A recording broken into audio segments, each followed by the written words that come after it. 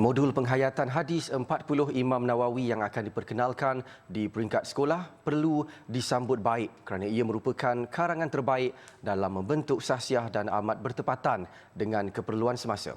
Menurut pendakwah Dr. Nur Muhammad Hadi Zahalan, pelaksanaan modul tersebut hanya untuk memupuk kefahaman agama Islam secara lebih menyeluruh kepada guru dan pelajar Islam dalam mendepani cabaran kehidupan pada zaman kini.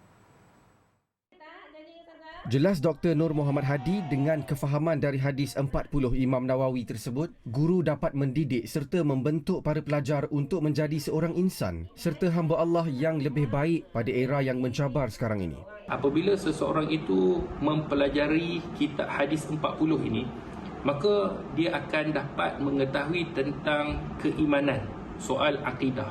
Yang kedua, dia akan faham tentang hukum hakam perundangan sebagai selaku hamba Allah. Yang ketiga, dia akan membentuk syakhsiah, akhlak yang baik.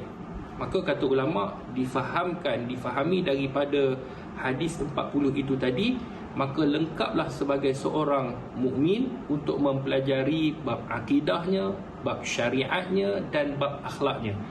Dalam pada itu, beliau berkata orang bukan Islam tidak perlu khawatir dengan modul ini kerana ia hanya pembelajaran positif untuk orang Islam dan bukan sebaliknya. Kitab hadis Arba'in Nawawi ni apabila kita ambil, maka sudah pasti dia akan membentuk seorang mukmin yang baik, seorang mukmin yang faham tentang agamanya sendiri. Dan apabila seorang mukmin, seorang muslim, dia faham tentang agama, maka dia akan terhindar daripada perkara-perkara yang dilarang oleh Allah Subhanahu Wa Taala dan dia akan menjadi seorang manusia yang baik. Dan akhirnya kita akan hidup dalam keadaan aman, dalam keadaan harmoni.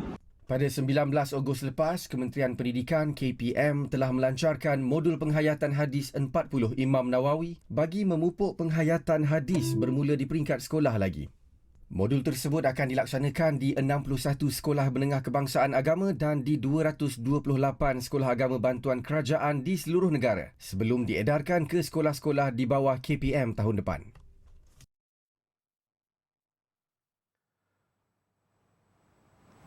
Sementara itu, Kementerian Pendidikan sedia bertemu mana-mana pihak untuk berbincang mengenai kekeliruan berhubung pelaksanaan modul penghayatan hadis 40 Imam Nawawi di sekolah seluruh negara. Timbalan Menterinya Lim Hu Ying berkata kekeliruan berkenaan timbul apabila beberapa pertubuhan bukan kerajaan NGO menyatakan kebimbangan mereka yang sekaligus menimbulkan pelbagai spekulasi.